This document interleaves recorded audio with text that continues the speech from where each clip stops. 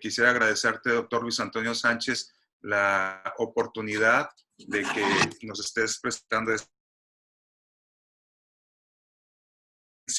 Sánchez López es profesor investigador y es coordinador de la Universidad de Monterrey. Asimismo, él es médico con especialidad en medicina interna e infectología. Y bueno, ese es nuestro ponente el día de hoy. Y antes de la presentación, pues quisiéramos tener una lectura de la palabra de Dios. Voy a hacerla en el Salmo número 46 y después tendré una oración antes de empezar con la charla. Bienvenidos sean todos ustedes y gracias por acompañarnos. Dice la palabra de Dios en el Salmo 46, Dios es nuestro amparo y fortaleza, nuestro pronto auxilio en las tribulaciones. Por tanto, no temeremos aunque la tierra sea removida y se traspasen los montes al corazón del mar, aunque bramen y se turben sus aguas y tiemblen los montes a causa de su braveza, del río sus corrientes alegran la ciudad de Dios, el santuario de las moradas del Altísimo. Dios está en medio de ella, no será conmovida. Dios le ayudará al clarear la mañana. Bramaron las naciones, titubearon los reinos, dio él su voz y se derritió la tierra. Jehová de los ejércitos está con nosotros, nuestro refugio es el Dios de Jacob. Venid, ved las obras de Jehová, que ha puesto asolamiento en la tierra, que hace cesar las guerras hasta los fines de la tierra, que quiebra el arco, corta la lanza y quema los carros en el fuego. Estad quietos y conoced que yo soy Dios. Seré exaltado entre las naciones, enaltecido seré en la tierra. Jehová de los ejércitos está con nosotros. Nuestro refugio es el Dios de Jacob. Amén. Oremos. Padre Celestial, gracias te damos por tu amor y misericordia. Y gracias te damos, Señor, porque este día nos podemos reunir ahora de esta forma virtual a través de esta plataforma para tener un tema que concierne a la humanidad. Gracias te damos por la presencia de cada uno de nosotros en esta reunión, en esta junta, y te damos gracias por la vida del doctor Luis Antonio Sánchez López, quien es médico cristiano y que, Señor, nos compartirá parte de las enseñanzas que tiene acerca de esta materia. Pedimos, Señor, que todo lo que hagamos sea para honrarte, para glorificarte. Pedimos, Señor, que seas tú quien nos dirijas en todo momento y que todo lo que hagamos de hecho, de palabra, sea para tu honra y para tu gloria. Pedimos que dé sabiduría al doctor para que pueda expresarse con claridad y, Señor, que como hijos tuyos hagamos solo tu voluntad y podamos ayudar a los demás en el necesitado. Usa nuestras vidas, Señor. Queremos ser siervos tuyos en todo momento. En Cristo Jesús te damos las gracias. Amén. Amén. Luis Antonio, tuyo, y vamos juntando las preguntas que surjan durante la charla. Bienvenido. Claro que sí. Gracias, Daniel. Pues buenos días a todos. Gracias por invitarme esta mañana a platicar un poquito acerca del coronavirus. Y bueno, pues lo vamos a hacer. Sé que probablemente algunos son médicos, algunos no. Entonces, lo voy a tratar de hacer pues lo más entendible posible e ir viendo algunos mitos que han estado por ahí surgiendo y compararlo contra las verdades que pudiéramos tener desde el punto de vista científico a la fecha. Miren, una de las cosas que está ahorita llamando la atención, esta es la agenda, vamos a ver obviamente muy poquito de cada cosa, porque es demasiado, pero vamos a ver lo más importante y lo que nos pudiera a nosotros interesar para entender un poquito la enfermedad desde todos estos puntos de vista. Nosotros sabemos, bueno, conocemos hasta lo que teníamos entendido, y esto en algún momento va a ser un mito, que esta nueva pandemia inició en diciembre del 2019 en la provincia de Wuhan, ahí en China. Se empezaron a detectar algunos pacientes o personas que tenían neumonías y al momento de tipificar, de saber cuál era la causa de esa neumonía, fue que se descubrió que era un nuevo virus. Ahora, aquí el punto importante de recordar es que prácticamente todas las neumonías se estudian en esa parte de Asia porque por lo general se está vigilando cambios a nivel de influenza. Si ustedes recuerdan H1N1 que surgió en el 2009 aquí en México, está relacionado con estos cambios genéticos de adaptación de los virus. Y bueno, como en Asia es donde más se presentan estos cambios, pues es donde más se vigilan. Por eso, a nivel genético, siempre se están buscando nuevos virus y se comparan contra bases mundiales genéticas para saber si son nuevos realmente o si son los últimos, por lo menos, informes que tenemos, y por ahí hay un estudio que salió esta misma semana, nos dicen que realmente estos pacientes no iniciaron en diciembre del año pasado, sino que probablemente empezaron en octubre o noviembre del año pasado y que China no dio aviso de estas nuevas neumonías o de estos casos hasta diciembre. Aunque es un estudio científico, todavía falta más información, pero al principio creíamos que China estaba dando los datos adecuados. De hecho, varios mandatarios le echaron flores y le dijeron por ahí que, pues, gracias por toda la información y que actuaron muy rápido. Hoy parece ser un mito esto de la cuestión de China y aparentemente los primeros casos se habrían presentado a principios de noviembre. China no habría dicho nada. Y fue hasta cuando empezó el brote a final del 2019 en este mercado que entonces avisó a la Organización Mundial de la Salud y fueron ellos entonces los que empezaron con las medidas para tratar de dispersar. Ahora, es importante entender que eh, eh, los virus son pues algunas partículas que, bueno, pues son muy inteligentes. Si fueran humanos, yo creo que serían médicos, porque sí son bastante inteligentes, digo, sin menospreciar otras actividades, pero realmente ellos lo que buscan, digamos, para que uno entienda, es simplemente reproducirse. El perpetuar la especie viral, igual que las bacterias, igual que los parásitos, es realmente su única motivación. Desafortunadamente en el camino lo que hacen pues es destruir nuestras células y así producir enfermedad. Pues bueno, desde este punto de vista sabemos que en esta lucha de sobrevivir, la adaptación de los virus ya se ha dado anteriormente y tenemos bastantes ejemplos de ello, ¿no? Uno de estos fue en el 2002, perdón, cuando se comentó sobre una enfermedad nueva de un coronavirus también que surgió también en Asia, que se le llamaba SARS o síndrome respiratorio agudo. Aquí fue un coronavirus también diferente. Al nombre del coronavirus se le llamó SARS-CoV. En aquella ocasión hubo 8,098 casos y solamente 774 defunciones en aquel entonces. ¿Cómo se controló? Bueno, pues aquí facilitó mucho que el virus no era tan infectocontagioso y las medidas preventivas funcionaron de forma efectiva. Aquí no alcanzó a llegar. El único antecedente que se vio en aquel entonces fue un vuelo a Canadá que llegó de Asia. Lo dejaron. Los pacientes o los enfermos bajaron, tuvieron que cumplir cuarentena todos los implicados ahí en el avión y los que se enfermaron bajaron, fueron contenidos y así se evitó la dispersión de la enfermedad.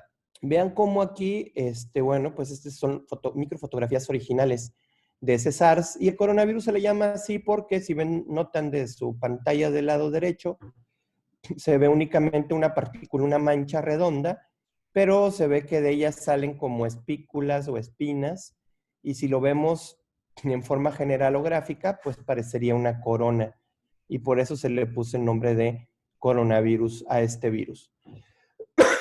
Perdón. Otro brote de otro coronavirus diferente ocurrió en el 2012. A este coronavirus se le llamó MERS-CoV. Es un coronavirus que solamente afectó, si ven la tabla del lado derecho, a países que están en el Medio Oriente, algunos europeos. Pero aquí lo interesante es que esta mutación nos dio una mortalidad elevada, en algunos casos hasta del 100%. Entonces, aunque la infectocontagiosidad también era baja, la mortalidad en este era bastante elevada. Y hacer notar que entre un brote y otro, entre 2002 y 2012 hay 10 años, y entre 2012 y 2020 también aproximadamente hay 10 años. Por lo tanto, estos cambios genéticos de adaptación viral en esta especie en particular de coronavirus, pues los estamos viendo cada 10 años. Muy bien, ¿cuál es la epidemiología actual del virus? Bueno, pues si ustedes se fijan en esta tabla, que es una tabla dinámica que se puede consultar, a la fecha hay 7.766.625 casos confirmados. Digamos 7.800.000. De ellos, 429.000 personas, casi 430.000, han fallecido. En forma global, esto nos da una mortalidad aproximada, perdón, una letalidad aproximada del 10%, es decir, entre el 5 y entre el 5 y el 6%. De 100 se mueren 5 o 6 personas a nivel mundial. Aquí el punto es que si ven la gráfica del lado derecho en amarillo, pues ven cómo la tendencia sigue siendo al aumento, al incremento. Por lo tanto, lo que dice la OMS es cierto. No hay todavía, generalmente cuando las pandemias empiezan a disminuir, primero forman una meseta en la curva, es decir, se hacen planas de acá arriba y después empiezan a bajar. Pero en este caso no existe ese aplanamiento, y vean cómo todavía los casos a nivel mundial van aumentando. Eso quiere decir epidemiológicamente que la epidemia todavía está en movimiento, la pandemia está en movimiento, y eso hace que existan rebrotes. De hecho, ayer nuevamente la OMS lanzó una alerta en donde China ha tenido entre ayer y hoy 32 casos nuevos, después de 2 meses de no haber tenido absolutamente nada. Entonces se está planteando un rebrote y van a volver probablemente a las medidas otra vez de confinamiento antes de que se vuelva a extender nuevamente. Estados Unidos, Brasil y Rusia son los países que más tienen ahorita pacientes. Y aclarar únicamente que la letalidad del padecimiento quiere decir todas las personas que se mueren por la enfermedad. Es decir, me da coronavirus, entro al hospital y me muero por coronavirus. Pero lo que falta desmenuzar un poco es la mortalidad. La mortalidad es ingreso al hospital por coronavirus, pero tengo que estar en un ventilador mecánico y ahí me infecto de una neumonía tomada del mismo hospital y me muero de esa neumonía. Eso se le llama mortalidad. Probablemente la mortalidad sea mayor que la letalidad. La mortalidad engloba a la letalidad. Es decir, que hay todavía factores que debemos de tomar en cuenta para decir que es una letalidad baja o una mortalidad baja. Perdón. Entonces, vemos que es un problema que todavía está aquí con nosotros, y que, pues, vamos a tener que estarlo viendo por algún tiempo. Ese es Estados Unidos. Vean el reporte de casos.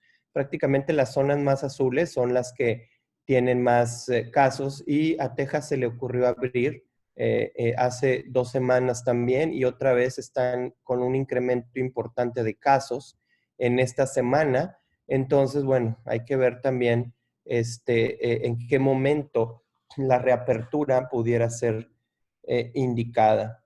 Este es México. México, como ustedes saben, tiene un modelo de prevención y de apertura diferente a muchos países. México es el único país que ha abierto sus actividades teniendo la pandemia todavía ni siquiera en el pico de la enfermedad, máximo de la enfermedad. Ese es otro mito, en que la curva está aplanada y que ya va para abajo. Pues claro que no. Incluso no hemos llegado al máximo total en el país de pacientes infectados. Y bueno, pues es el único país que ha abierto sus actividades incluso antes de que llegue este pico. Vean cómo, si comparamos al Estado de México solamente con el Estado de Nuevo León en cuanto a casos, los dos siguen curvas diferentes porque Nuevo León inició con ciertas medidas de prevención allá por marzo y abril. Fuimos los primeros en salir y empezar a estar con la gente en cuanto a que se quedara en su casa, algunas recomendaciones, y vean cómo la curva no se aplana, pero los casos se han ralentizado muchísimo. Mientras que en el Estado de México, aunque obviamente hubo datos cruzados en que unos decían que no y otros decían que sí, pues vean cómo la curva tiene un aumento gradual de forma importante. Hay que recordar que por cada persona que nosotros identificamos positiva, hay 3 o 4 más que tienen ya la enfermedad. Es decir, una persona positiva ya infectó a 4. No es que vaya a infectar o tenga probabilidad o sea un factor. No, no, no. Una persona ya infectó a 4. Tiene un RO de 4 la enfermedad. Es altamente infectocontagiosa. Eso quiere decir que los casos que tenemos confirmados, obviamente están abajo todos los casos que no tenemos confirmados.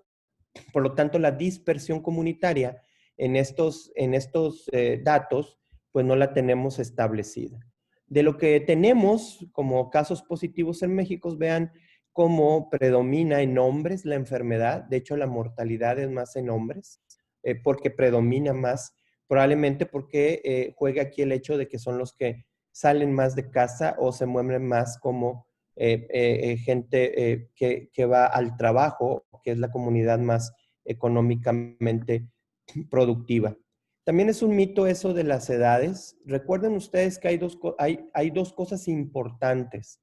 Número uno, todos somos susceptibles de infectarnos, todos, no importa la edad, no importa qué tipo de enfermedad tengamos, si somos hipertensos, diabéticos, si tenemos problemas del corazón, todos nos podemos infectar. Lo que juega, si uno se infecta para tener más riesgo de complicaciones y de fallecer, básicamente es si uno está enfermo de alta presión, de azúcar, de alguna enfermedad que baje las defensas, ahí sí. Pero vean en la gráfica cómo todo el mundo nos podemos infectar. Aquí está la gráfica de edades y vean que hay pacientes hasta de 90 a 94 años o tan pequeños como 4 años. Claro, la población económicamente activa, la de 20, la de 30 hasta los 40, 50 es donde hay más contagios, pero todas las edades, todos somos susceptibles a la enfermedad y a veces nos han hecho énfasis en que las personas arriba de 60 son las que más se infectan o hay que tener más cuidado. No, las personas que pueden tener más complicaciones son las que están arriba de 60, pero de que nos podemos infectar todos y caer en una ruleta en cuanto a mortalidad, eso está completamente ya observado en la pandemia.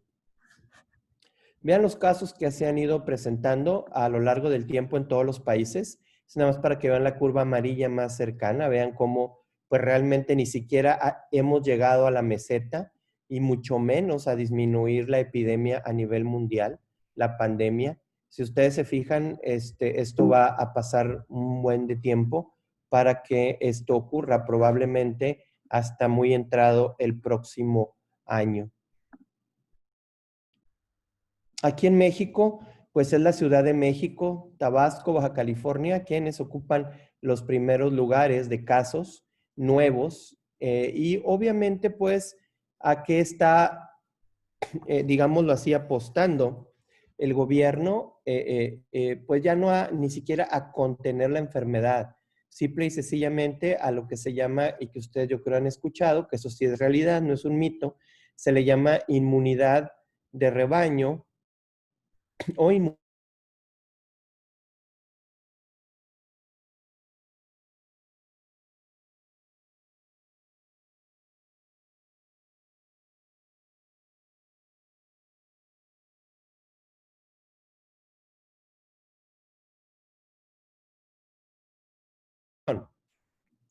Ahora lo que hay que ver es por los rebrotes que están surgiendo, ese sí es una táctica adecuada, porque aparentemente ese 10 a 15% que no se infectó, se ha estado infectando, por ejemplo,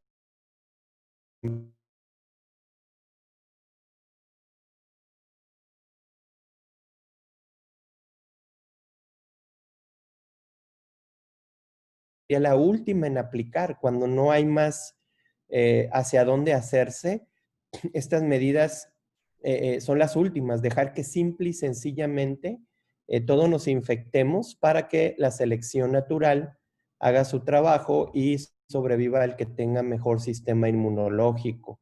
Y aunque se escuche duro, pues esa es la realidad de nuestro país y a nivel mundial. No en todos los países, tenemos países como Nueva Zelanda, que solamente tuvieron alrededor de 1,000 contagios y 30 defunciones o 20 defunciones, y ahorita ya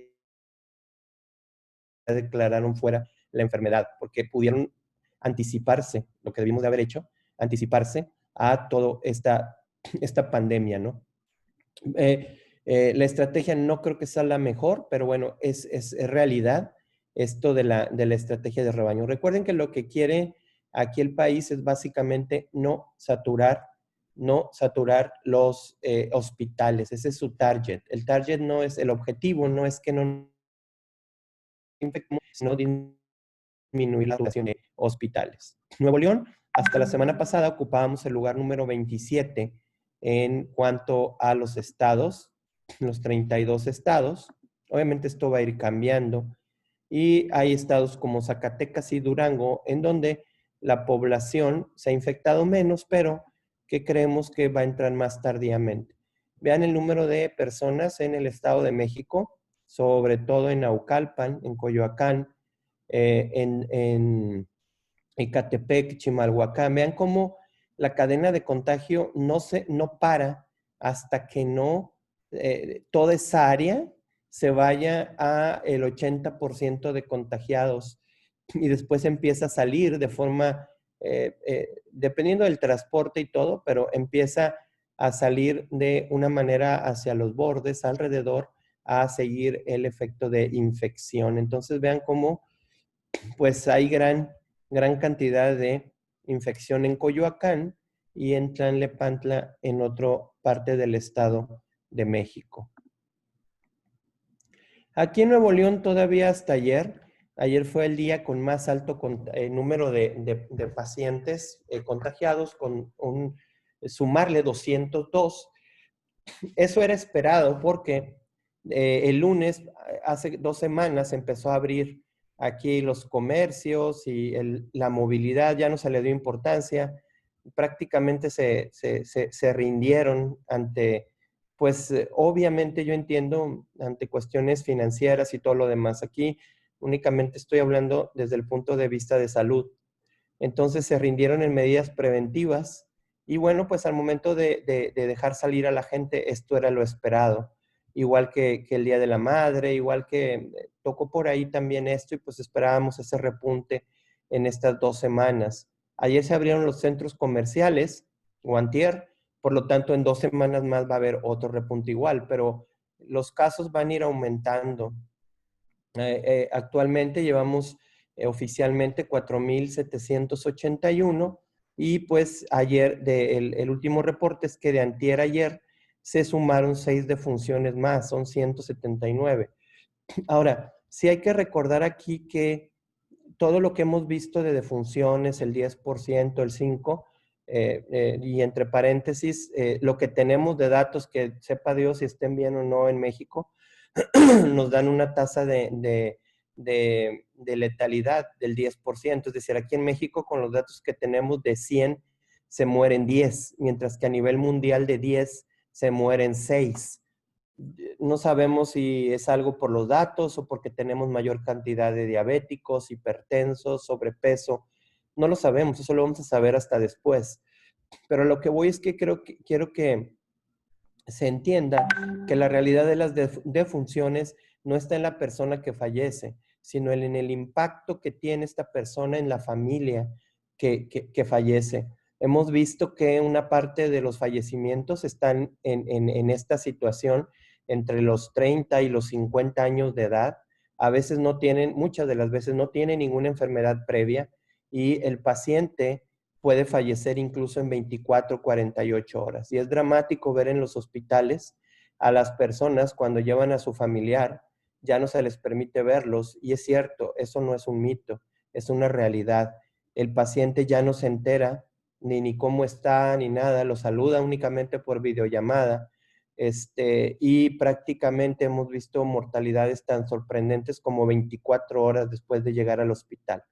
Es un impacto terrible para la familia, es un impacto que lacera profundamente no solamente lo emocional, sino toda la vida de estas familias que dejan huérfanos, dejan viudas, dejan gente que los estimaba.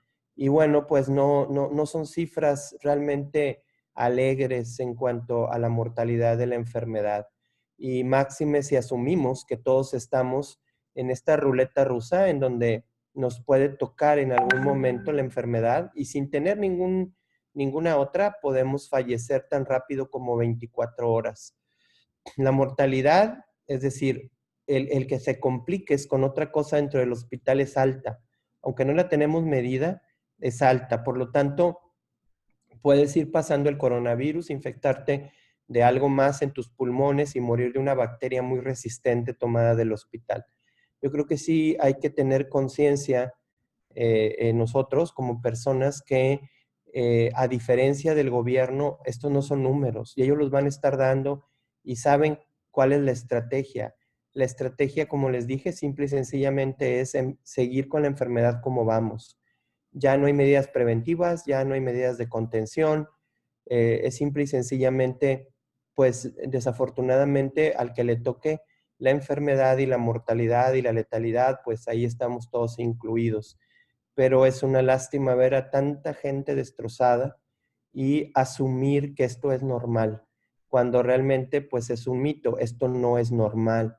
A veces me dicen, bueno, doctor, pues es normal que esto suceda. No es normal. No hicimos como país un buen trabajo de medidas preventivas eh, y se va a ver posteriormente durante la historia que no hicimos bien ni siquiera las medidas de contención en el país. Entonces, no es normal, no es normal que en pleno siglo XXI una enfermedad que se puede controlar o se puede contener con medidas epidemiológicas no se haya hecho. ¿Qué pasa con las pruebas? Bueno, pues nada más una diapositiva para que vean cómo una estrategia de la OMS es aplicar pruebas a toda la población. Perdón. Aplicar pruebas a toda la población y esto es porque aunque estés asintomático, pues si sale positiva la prueba, te mandan a tu casa para que no sigas esparciendo la enfermedad. Esto hizo estos países como Nueva Zelanda, Corea del Sur, en donde las tasas de mortalidad, Dinamarca y de morbilidad, pues básicamente no afectaron en nada. Entre más pruebas, más sabemos quién está infectado, más se confina, menos transmisión hay y en algún momento se rompe la transmisión. O pues estamos prácticamente en el último lugar de hacer pruebas a la población, arriba de Bolivia. No hacemos ni siquiera una prueba por 1000 habitantes, hacemos 0.83 pruebas, o sea, ni siquiera una por 1000. Solamente a algunas personas que llegan a los hospitales se les practica la prueba, y a los que se mandan a su casa prácticamente no se les practica. Entonces, de esa forma, pues solamente lo queremos para un informe epidemiológico, pero no para pensar en qué hacer una estrategia a nivel poblacional, ¿no? Rápidamente, nada más para que tengan por ahí en mente, sabemos que este es un virus, se le llama coronavirus, vive principalmente en mamíferos, en aves, en murciélagos, en todo lo que sean los mamíferos, ahí vive, ese es su hábitat natural, no incluye al ser humano en un principio. Sin embargo, vamos a ver que con ciertas características esto puede favorecer a que pasen de una especie a otra especie.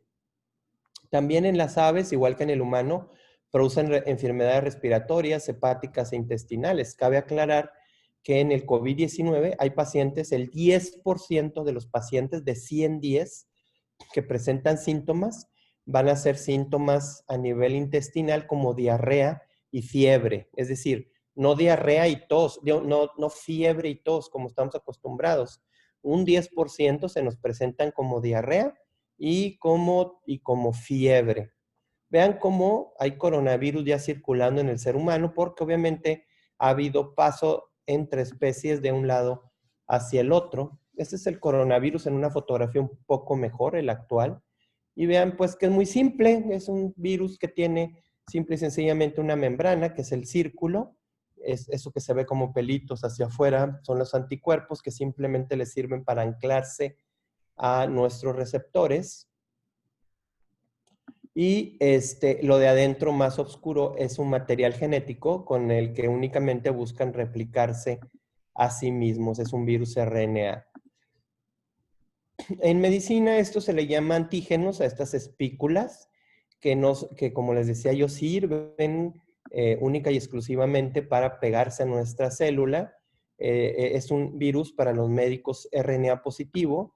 Eso quiere decir que tienen periodos de incubación cortos porque no requieren más que entrar a la célula para producir enfermedad. Si nosotros lo representáramos, hay que recordar que la enfermedad se llama COVID-19, pero vean cómo el virus se llama SARS-CoV-2, o sea, el nombre del virus es SARS-CoV-2 y la enfermedad se llama COVID-19.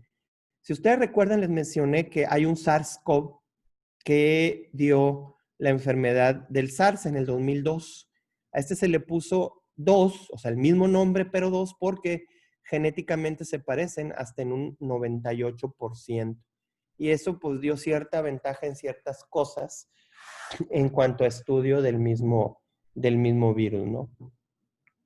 Vean en una imagen más agrandada al virus, lo único que quiero que noten es que estas espículas, que se llaman glucoproteínas, es la que se encarga de la unión del receptor con las células. Entonces, ¿cuál es el punto aquí del cruce interespecies que cada 10 años se da en el coronavirus? Bueno, pues que hay tanta cercanía de animales vivos con el ser humano que el virus se va adaptando, solamente le hace falta adaptarse en estas espículas, en estas glucoproteínas, en estos palitos, cambiar una forma en alguno de sus sitios para poder infectar al ser humano. Entonces, hay por ahí algunos mitos de conspiración y nos gustan mucho, a mí me encantan los mitos de conspiración, casi siempre los voy siguiendo incluso en YouTube y en otras partes. Es como un pasatiempo y siempre nos gusta pensar en que esto fue sacado por alguien o fue una reconstrucción de algo. Realmente no, realmente es un tema de salud pública en donde no se toman las medidas adecuadas para que esto no suceda. Y hay que entender que aunque vemos un dibujo a plano, esto es, si lo vemos en tercera dimensión, a este virus solamente le hace falta un pequeño cambio aquí en estas espículas cafés para poder saltar de una especie de mamíferos hacia nosotros, que somos mamíferos, pero que somos humanos, ¿no? Entonces, es importante tener eso en mente. El virus, pues, se introduce básicamente por la nariz y por las conjuntivas, y este virus lo que hace, o sea, los dos puntos importantes a cubrir entonces, para nuestra precaución, serían las mucosas nasales o la nariz y los ojos, y ya saben que nos tocamos los ojos, pues alrededor de, hasta dicen, por ahí estudios que dicen que 8 veces por minuto, o la cara, perdón, y eso hace que obviamente la transmisión también por las manos, objetos, sea también importante. Entonces decimos que produce enfermedad pulmonar, produce enfermedad cardíaca y produce enfermedad intestinal. Es decir, no es solamente la neumonía. Una vez que te da neumonía, te puede dar también inflamación adentro del corazón, se le llama miocarditis, complicarte más el problema. Imagínate si tienes tú, si eres hipertenso y ya tienes tu corazón crecido, pues entonces una infección o una inflamación dentro del corazón hace que el corazón batalle más, te complicas y entonces tienes la facilidad o el riesgo de fallecer de forma más importante. Esto es por los factores de riesgo. Entonces, pues estamos viendo neumonías, complicaciones con inflamaciones cardíacas y, como les decía yo, cuestiones intestinales. Y vean cómo el virus, una vez que llega a la mucosa respiratoria, lo rosa es un corte histológico de una mucosa respiratoria. Esta parte café son las células de nuestra nariz y el aparato respiratorio, y vean cómo son cilíndricas, arriba traen unos pelos o unos cilios. Estos pelitos sirven para que se mueva el moco. El virus entra, está en contacto con esa membrana y vean cómo, si lo vemos más de cerca, pues lo único que necesita es tener un antígeno, que estas espiculitas que hemos estado hablando, estos palitos, y necesitan acoplarse a una cerradura, que es el receptor de nuestras células humanas. Y bueno, cuando ocurren esos cambios genéticos, pues prácticamente el virus puede unirse tranquilamente a nuestra célula y empezar la infección. Basta un solo cambio. Vean cómo en el receptor, si nosotros vemos la célula de nosotros, en la superficie del receptor, sabemos que se une a un receptor específico humano, que sería, como quien dice, la cerradura de entrada, donde se ancla, y estas espículas ahora en color verde, es la llave, y vean cómo, pues, simple y sencillamente llega y necesita estos receptores. Y solamente lo menciono porque estos receptores, que se llaman AC2 o ECA2, son los mismos receptores que usan los medicamentos antihipertensivos para bajar la presión arterial. Entonces, eso también se ve en la infección, cuando hay una replicación del virus, cuando está creciendo en la sangre y se pega a más receptores para infectar más células, lo que hace también es que hay una disminución significativa de la presión arterial por esta situación de ese receptor en particular, que lo que hace es que baja la presión a nivel sanguíneo.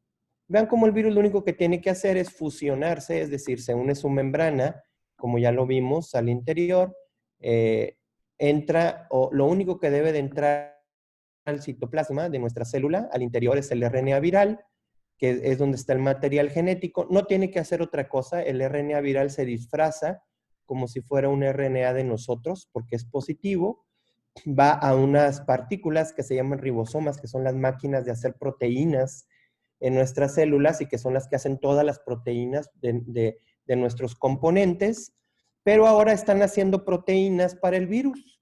Entonces llega un momento en que el virus se empieza a replicar.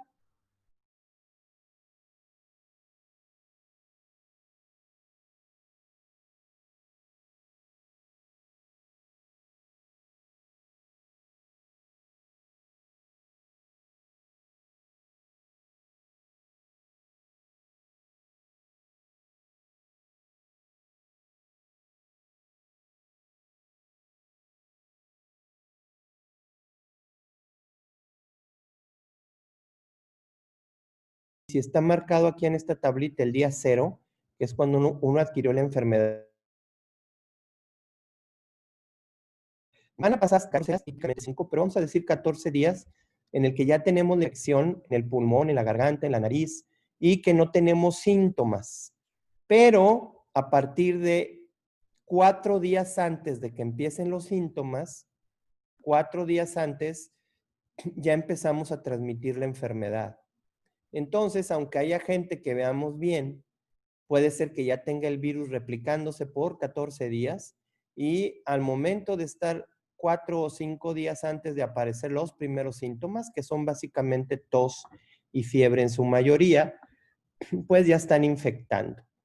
Cuando la persona infectada empieza con la enfermedad, hay algo que se llama tormenta inflamatoria dentro de su organismo, en donde, bueno, los médicos entenderán que es una sobreproducción de interleucinas, leucotrienos, de sustancias que sirven para defendernos de la enfermedad, que en este caso juegan un poco en nuestra contra. El día importante es el día 5. Si el paciente inicia con tos y fiebre, si la persona tiene tos y fiebre y para el día 5 no empieza con dificultad respiratoria o problemas para respirar o otro tipo de problemas, probablemente sea del 80% que vaya a mejorar. Entonces el día 5 va a ser muy importante. Aunque el paciente en estos días tenga fiebre y tos, si para el día 5 no hay más complicaciones, el 80% sana.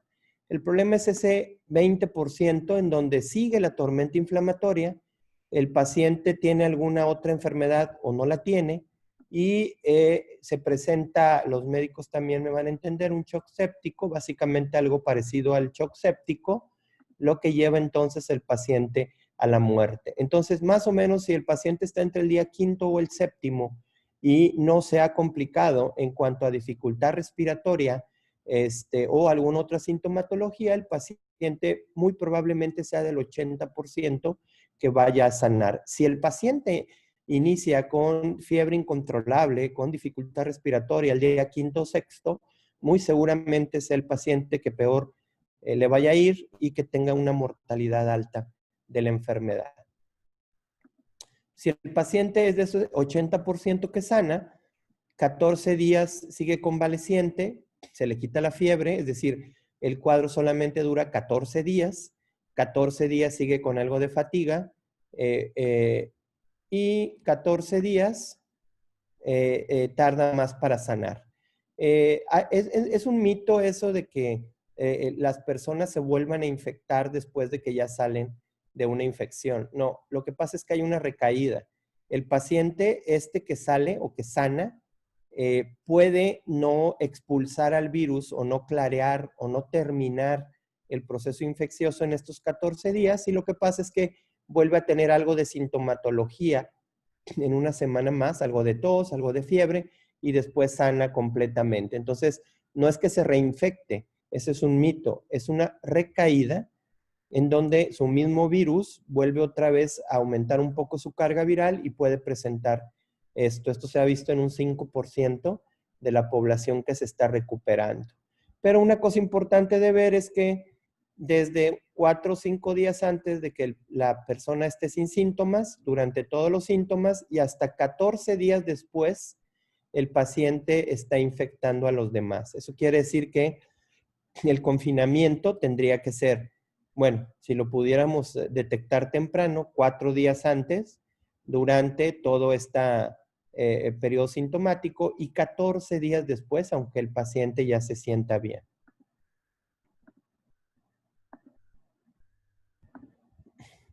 Este es el día 9, en donde el paciente empieza a ser infectocontagioso. Bueno, pues ya sabemos, por lo menos filogenéticamente, o sea, ¿cómo sabemos de dónde vienen los virus? Bueno, pues lo que hacemos es algo muy sencillo. Tomamos un material genético, ese RNA, y lo comparamos con una base de datos mundial para ver qué comparaciones hay, qué porcentajes comparte. Bueno, el SARS del 2002 vino de un coronavirus de un murciélago que hizo una combinación con un gato por ahí que tienen en China, como un gato doméstico, es un gato civet, y a su vez, esa combinación pasó al ser humano en un transcurso de 10 años, como el SARS-CoV. El MERS no sabemos exactamente de dónde vino su primer reservorio, pero sí sabemos que un 90% comparte material genético con el coronavirus del camello. Por lo tanto, esa fue la fuente y empezó a infectar al ser humano. Esta es la enfermedad que les platiqué del 2012. Y el último de nosotros, pues, el que estamos actualmente viendo, también viene del murciélago. Infectó, bueno, se cruzó con un coronavirus del pangolín, que es un mamífero que también ellos tienen ahí para comida, y pasó al ser humano. Entonces, ustedes se fijan, como los dos, el del 2012 y el del 2002 y el actual vienen del murciélago, pues comparten material genético prácticamente en un 95-96%. Por eso este se le llama SARS-CoV y este se le llama SARS-CoV-2. Y ustedes dirán, pues, ¿cómo es posible que pasen de una persona a otra? Y bueno, pues a ver si corre el video. Este es un video por ahí que les...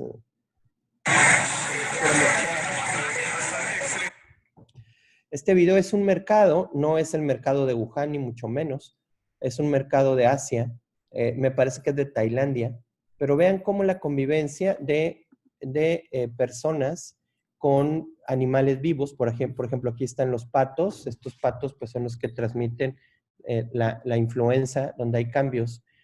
Vean cómo el problema no es lo que comen o lo que dejan de comer, sino más bien es esa convivencia que hay tan cercana entre las personas y los animales vivos a diario. Esos son perros que están ahí también conviviendo con ellos.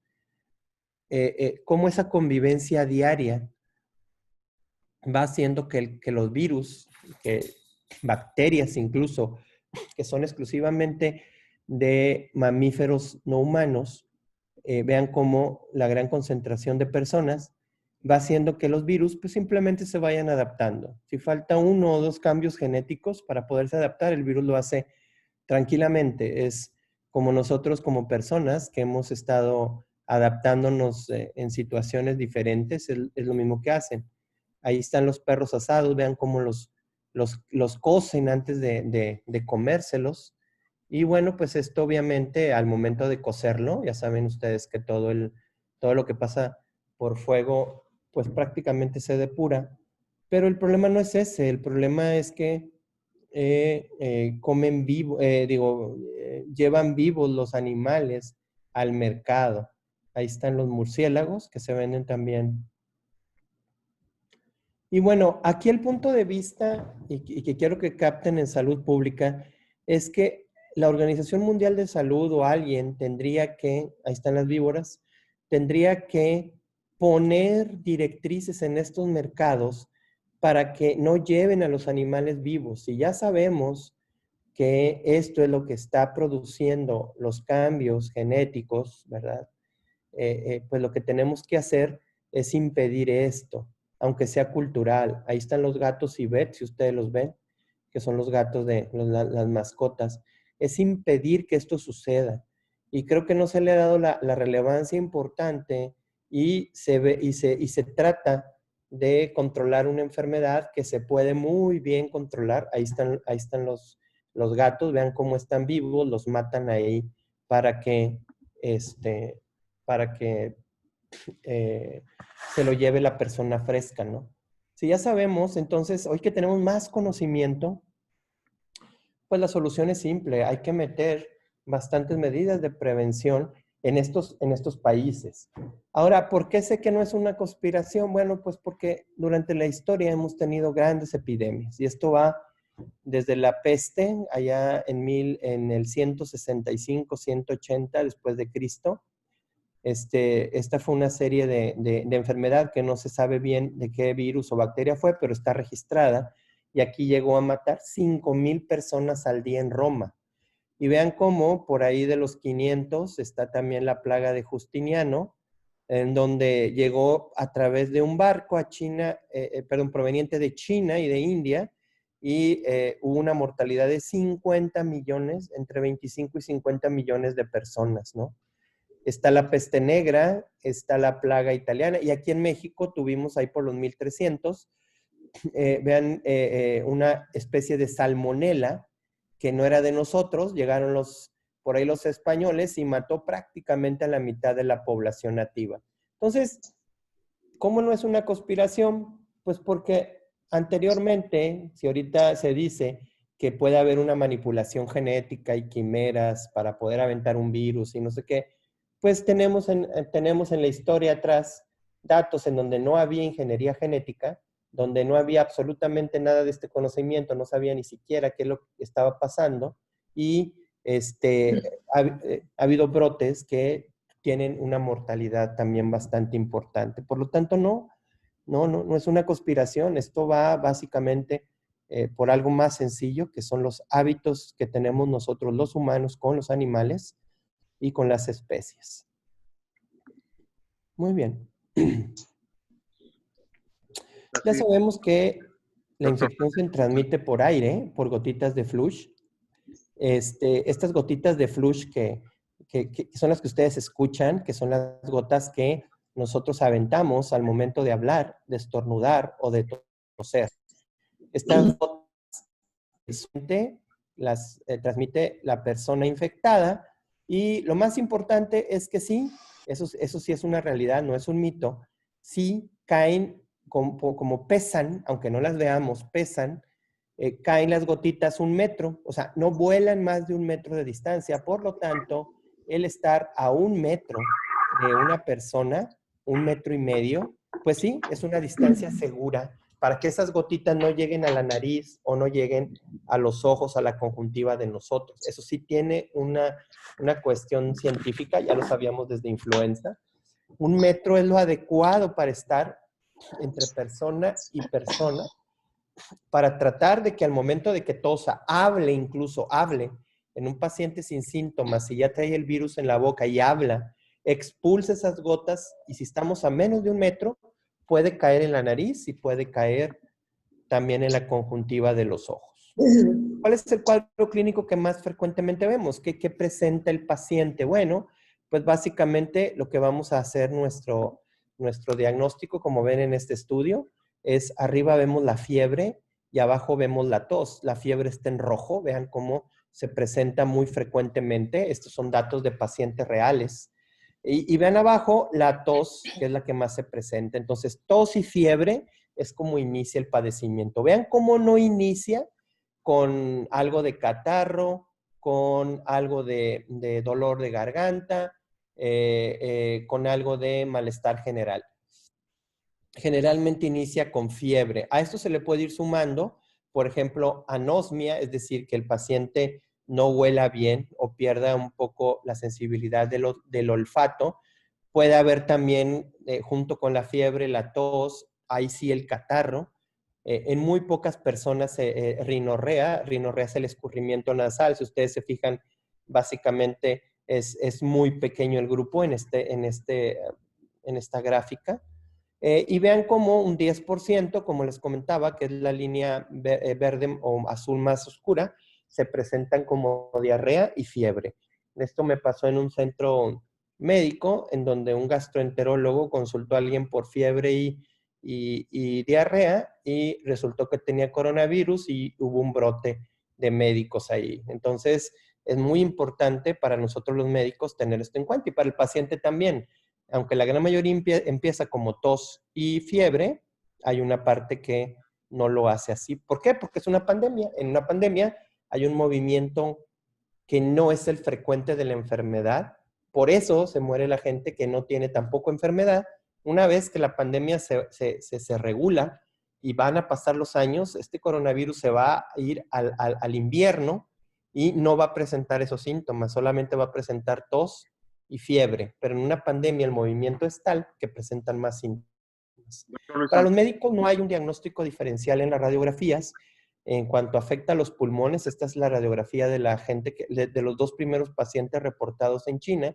Se presenta igual, son infiltrados intersticiales bilaterales. No se puede descartar influenza ni ninguna otra enfermedad. Por lo tanto, una radiografía no nos sirve para sospechar. Y doctor, bueno, aquí es donde se probó en estos pacientes que había virus dentro de sus pulmones.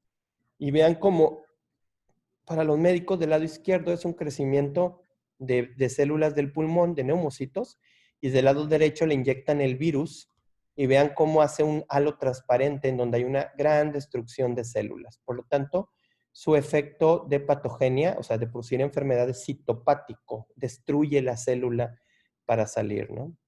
doctor, estamos en tiempo.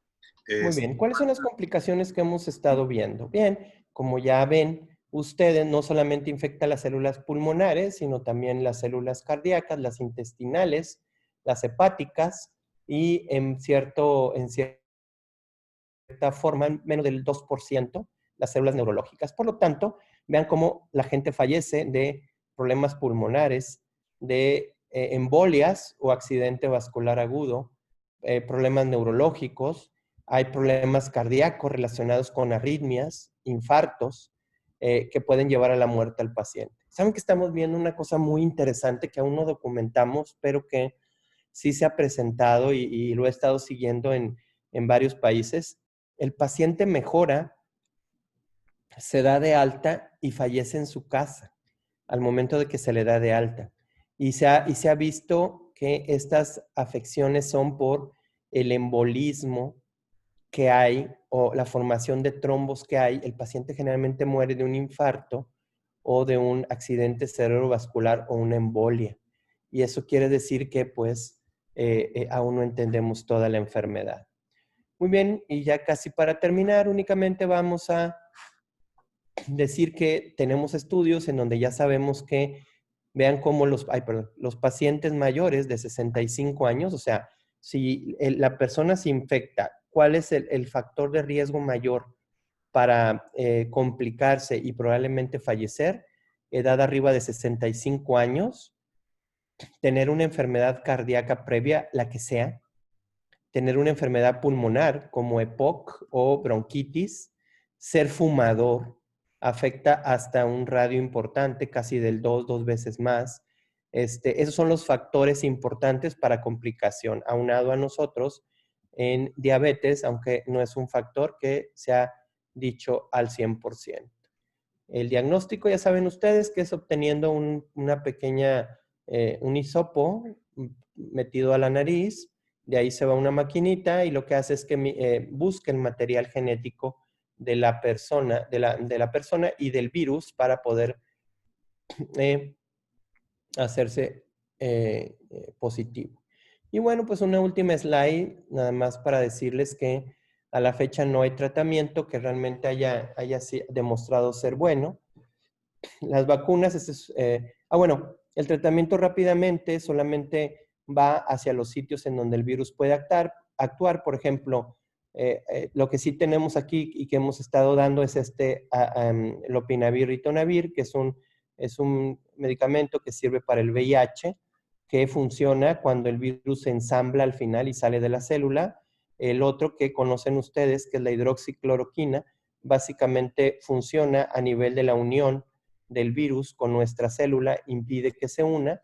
Y el remdesivir, que es el otro que está ahorita también aplicándose, funciona básicamente cuando se mete a los ribosomas y para la replicación viral, la disminuye. Y bueno, pues ahorita está un poco ahí en controversia por este estudio de la hidroxicloroquina. Vean cómo, si ustedes se fijan en todos los factores de riesgo, este estudio que es un multianálisis, metaanálisis, perdón, nos dijo que el darle hidroxicloroquina a los pacientes es un factor de riesgo para mortalidad, para que se mueran, hasta en un 4 veces más. Quiere decir que el paciente tiene probabilidad de morir 4 veces más dándoles hidroxicloroquina que no dándoles nada.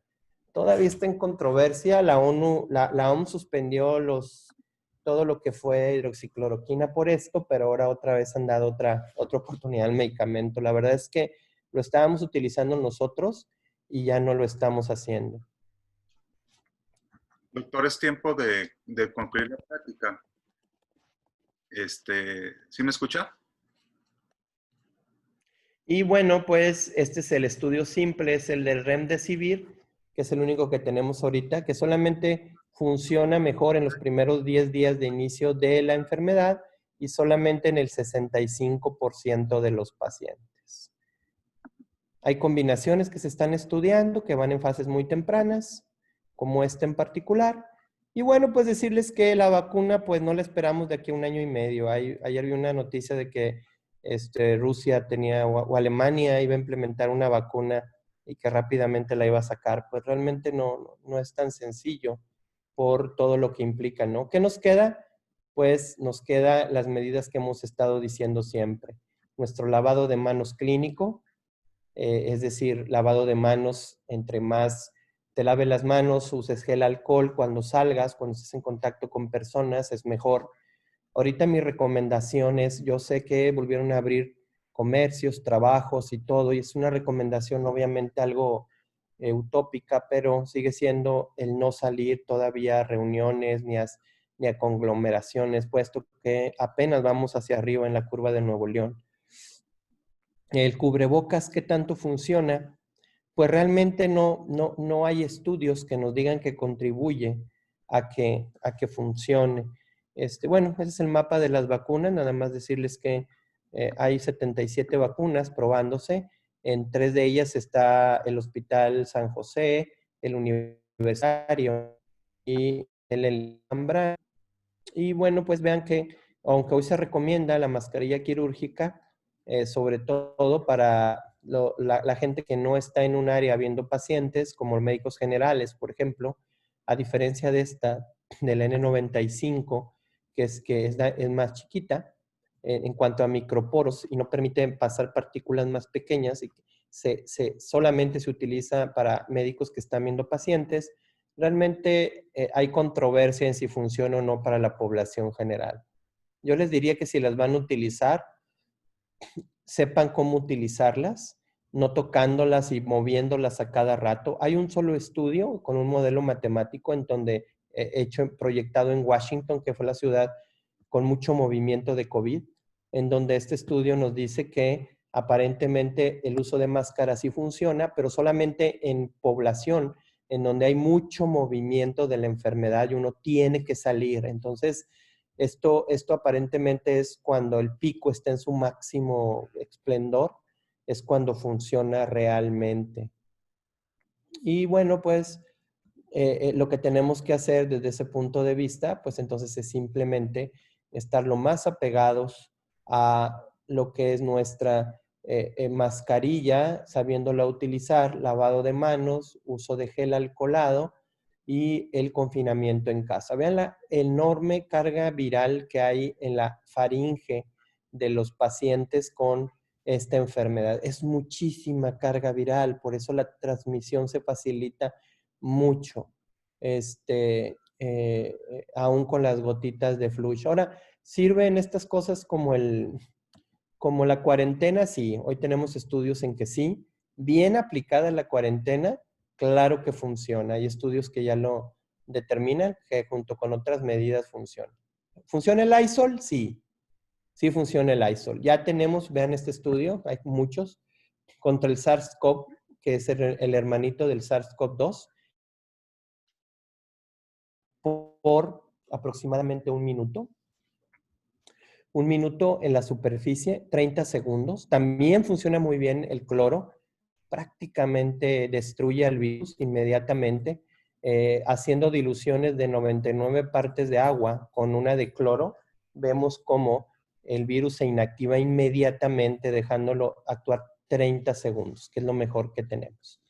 Y por último, pues nada más, después les paso esto, era para ver un poco desde el punto de vista cristiano, si estas pandemias, estas epidemias son castigo divino, y vean cómo pues desde en la Biblia se mencionan varias, dejo los pasajes ahí para que les den ustedes por ahí una leída, es muy interesante ver, pero en todas ellas siempre nuestro Señor mencionaba que era por alguna desobediencia, por algún castigo, por algo que no estaba acorde en cuanto a las enseñanzas de nuestro Dios. Por lo tanto, la conclusión en esta cuestión es que sí, sí, lo podemos ver como un castigo divino. Obviamente, pues Jesucristo, Dios es nuestro Rey soberano y Él es el que obviamente va interviniendo en todas estas cosas, ¿no? Probablemente en algunas partes estemos pasando por pruebas de fe, quizás tenemos que crecer, tenemos que pasar por otras cosas, pero bueno, sabemos que nadie está exento, puesto que nuestra vida siempre es de crecimiento espiritual, pero sí sabemos muy bien que Dios Dios nos cuida, pero que también nos reprende en su momento, ¿no? Y bueno, aunque no sabemos por qué, si alguien está pasando por esto en este momento, hay que reflexionar sobre todo como lo hicieron algunos grandes de la Biblia, por ejemplo, en el caso de Job, que simplemente ni siquiera tenía un pecado y fue simple y sencillamente una prueba, ¿verdad? Hay que reflexionar también en nosotros para saber qué es lo que quiere mostrarnos Dios a través de estas cuestiones. Pues hasta ahí dejo la plática. No sé si tengan alguna pregunta, alguna duda que la podamos comentar, que ustedes quieran que ahonde más en algo, pues lo podemos hacer. Estos son mis sitios y ustedes me quieren seguir. Pues ahorita publico cosas de toda infectología, claro, le doy énfasis a esto, pero están cordialmente invitados a estos sitios. Gracias, Daniel. Doctor, muchísimas gracias por tu participación. Muy interesante. Nos das una perspectiva completa de lo que es esta pandemia y te agradezco mucho la participación. Sí surgieron varias preguntas y me gustaría hacértelas en forma personal, tal vez a tu correo electrónico, para ver si nos pudieras hacer la respuesta a cada uno de estos cuestionamientos, ya que por cuestiones de tiempo hemos decidido concluir la plática ahora a las 11:30 para que podamos seguir ahora en nuestros cultos de las diferentes iglesias y poder participar y seguir gozándonos en el Señor, en la comunión con Dios. Muchísimas gracias, doctor. Al contrario, Daniel, estoy a tus órdenes. Gracias a todos los que se metieron a la plática. Gracias por aceptar la invitación. Y bueno, tenemos grabada esta plática para las personas que quieran disfrutar de ella o escucharla en algunos detalles más específicos, lo podamos hacer. Nada más me lo hacen solicitar a mí y con gusto se los hago llegar. Muchísimas gracias, bendiciones y feliz domingo. Feliz domingo. Gracias.